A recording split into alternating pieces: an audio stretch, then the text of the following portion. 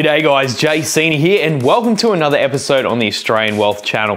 And in this episode, I'm going to talk about how to go from $0 to 1.3 million in the space of 5 years.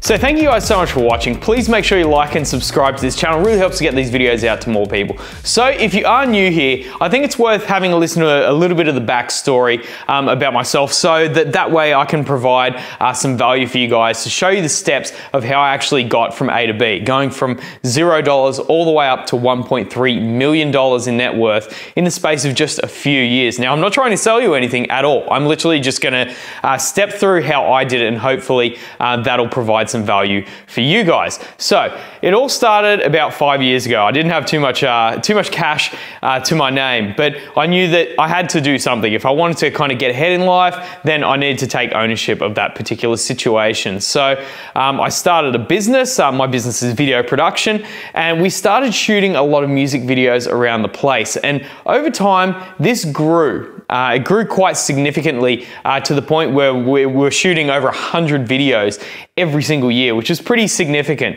So the first step for me in this journey of growing my net worth was to make sure that I had a skill that was a high income skill that was really valuable. So that's absolutely the first step. Now, this could be literally anything. It could be video production. It could be being an accountant, maybe have some deep knowledge of tax, different things like that. There's a lot of different ways to skin the cat. There's a lot of different high income skills, especially in this day and age, that are going to pay well in excess of $100,000, $200,000, depending on what industry you're in. So I knew that just earning money wasn't going to be enough. I had to actually do some more on top of that if I actually wanted to get ahead. Because if you look at some of the wealthiest people in the entire world, they're earning most of their wealth through the value of their assets rather than their manual or mental labor. So that was something that I learned pretty early on, which is incredibly important to this journey as well. So I saved up some money, and myself and my now wife,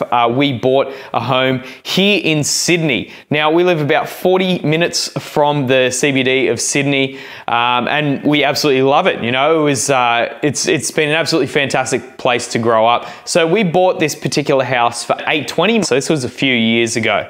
And while this house was getting built, this was actually during the first lockdowns. So it took me a couple of years to build up that income, and then I put that into a deposit on this place. So we did that, and then while this house was getting built, we were also accumulating a fair bit of money pretty quickly. So we decided that at the same time, basically as this was getting built, we were going to get started on our first investment property. So there's a few different ways you could do this.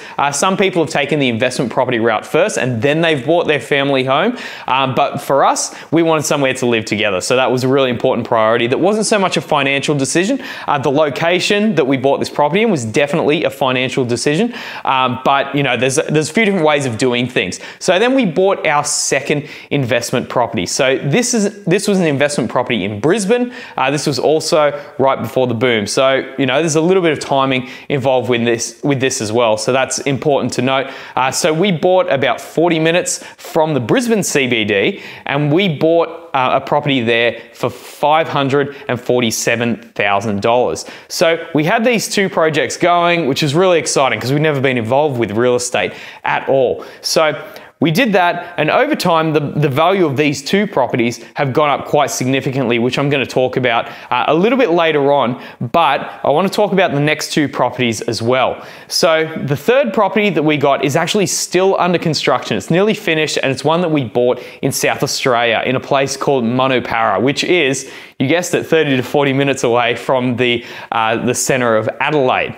So we had these three properties, and everything was going great, when all of a sudden my buyer's agent came to me and he said, look, we have this incredible deal. We have this contract that's actually a failed contract. And if you get in on this, if you can seal the deal here, then there's going to be probably 50 to 60 grand's worth of equity in this contract that you'll just get if you can go through with the deal. So of course, we currently had this other one under contract. So we're like, oh man, what are we going to do? So what we did is we did what's called a cash out refinance. Now, because some of our properties had gone up quite significantly in value, we could pull some money out of those to put into a new deal. So we actually had 2 properties going at the same time. We had the property in Monopara, and this was another property in Queensland, which is a townhouse near Springfield Lakes. Now, the reason that we got this was purely because it was an incredible deal. It wasn't a planned thing, but thankfully we were in a strong enough position that we could go ahead with that. And we went through with the deal with a little bit of stress, but we got there in the end.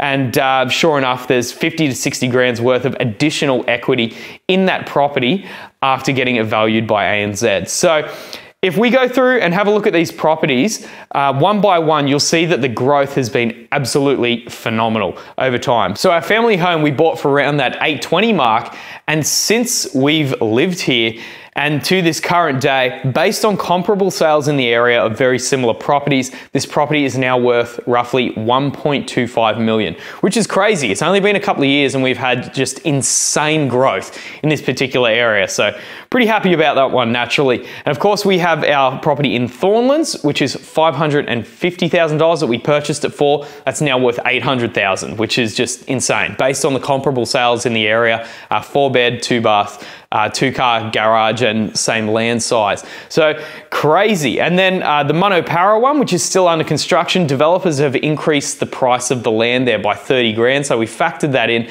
So that property's worth around $450,000. And this townhouse that we have in Brisbane, we had under contract for $470,000. It's now worth roughly $547,000, which is pretty insane. So we've had some incredible growth in real estate. So I've talked a lot about real estate in this particular video because there's been such a driving factor of our net worth. It's basically been on par with the money that we earn through income. And this particular net worth growth is also not taxed in the same way the income is. Because we're doing quite well, we're paying a lot of taxes to the government. I'm paying like $40,000, $50,000 a year just in income tax, which is just crazy in my opinion, seeing where it all goes. But the thing is, with properties, you're not getting that same taxation. So it's a great way to improve your net worth. So there's obviously a lot more to it than just go and buy property. You know, you need to know about the different areas, the projected population growth. Are people going to want to live there? What are the amenities nearby? What kind of demographic? There's tons of different things. But on top of that, I have a list that's really helped me and kind of guided me in the right direction when it's come to just earning extra money and helped me on that journey to becoming a millionaire. So I actually wrote on my phone. I've got 10 points that I wanted to share with you guys, which I think are really valuable. So the first one, number one, is believe in yourself. You really need to believe that this is something that you can actually do. If you don't believe it, then you're probably right. But if you're taking small incremental steps, you believe you can do it, then you're going to have a much higher probability of actually achieving a goal like getting to over $1 million in a few years. The second one, as I said before, you need to develop a high income skill. You really need to give people what they want and something that they're really willing to pay for. It's as simple as that. Now, number 3. I think it's really important to take every opportunity that you possibly can to learn as much as possible. I am always learning. I've learned a lot over the last few years, but there's still tons that I don't know. And that's why I'm always trying to learn new things. I might get a new perspective on something. I can always learn stuff about commercial real estate. There's tons of different things. Maybe there's some more interesting ways of financing properties. There's so much to learn. So you never want to stop learning no matter where you get to. The next one, invest. Real estate has been absolutely amazing for the growth in my net worth, but also investing in stocks has been great. Obviously, I can't give you any recommendations or tell you to invest in the stock market, so you need to have your own ideas there, talk to a financial planner when it comes to anything around securities. Having said that though, the reason that I've chosen to invest in real estate most heavily is because you get to leverage other people's money in probably a safer asset class than say stocks or something like that. You're using other people's money to grow your own wealth. So that's an attractive proposition, I think, for anyone because you can use leverage in a safer manner, which can get you down the track a little bit faster, as it has for me. Now, the next one, number 5, be the hardest worker in the room, especially early on.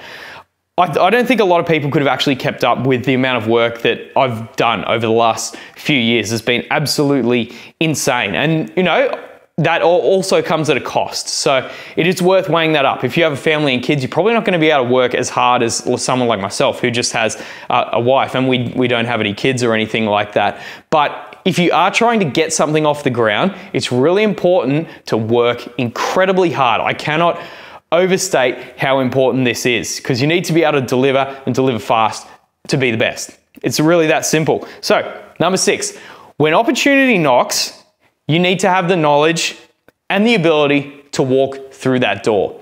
So, there's plenty of opportunities that come around, and what that basically means is when the opportunity is there, you want to have those skills so that you can just take that opportunity and run with it. I've had a few instances like that, and thankfully I've been prepared enough that I could run with the opportunity when that door has opened. So, number 7, you need to hold yourself to a very high standard.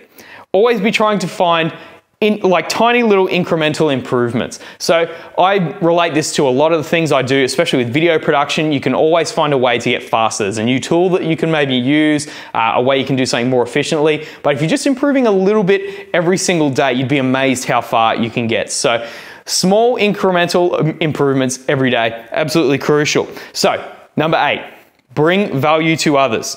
The journey is more fun with friends, and bring big value to the people around you, and it will be returned.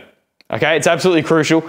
Make sure that you surround yourself with people that are also on the same kind of journey as you. They want to be successful. If you hang around a heap of losers, chances are you're going to be a loser too. It's the reality. You know, you might need to cut some people off if they are a real drain on you, and you do want to surround yourself with people that are trying to achieve great things. You know, that's very important. It doesn't need to be a lot of people, just needs to be a few people that, you know, they might be able to give you a few ideas. So, number 9, treat every single person with respect. It's pretty straightforward. You don't want to burn any bridges. Be a nice person. Makes the journey a lot easier. And number 10, show up every single day. No off days. Okay, maybe 1 or 2 off days. But you want to show up and just at least do something to get you in the right direction every single day. I think that's crucial. Even if it's just a small thing on a rest day. You know, maybe it's a tiny little bit of project, you do 30 minutes worth of work.